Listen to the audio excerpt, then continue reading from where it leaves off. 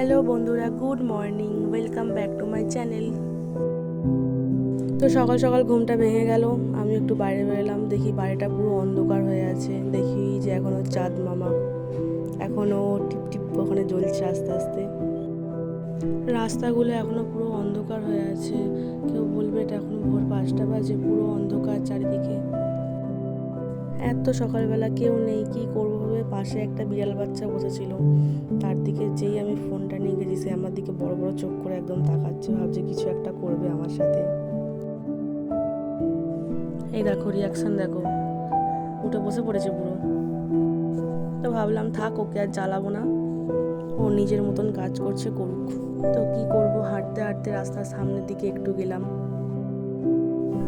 দুপাশটায় দেখো পুরো একদম কেউ নেই, অন্ধকার হয়ে আছে এখনো।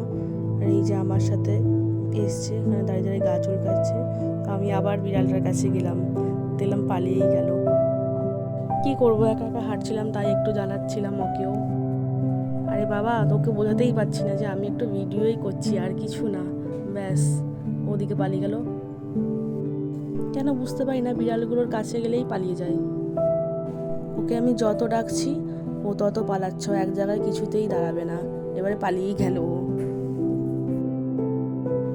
এদিক ওদিক হাঁটতে হাঁটতে বেশ চারিদিকটা আলো হয়ে গেছে, দেখো। যখন উঠেছিলাম কতটা অন্ধকার ছিল, আর এখন অনেকটা আলো ফুটে গেছে। এদিকে হাঁটতে হাঁটতে দেখি গাছের মাথায় এখানে দুটো ফুল ফুটে আছে, বেশ ভালো লাগছে, দুটো দুদিকে ফুল ফুটে আছে। কিন্তু সূর্যি মামা এখনো ডোবেনি, সূর্যি মামা এখনো আছে, দেখতে পাচ্ছি আমরা। দেখো, কথা বলতে বলতে কতটা অন্ধকার ছিল, আলো ফুটে গেল পুরো বাইরে। তো চলো, টাটা।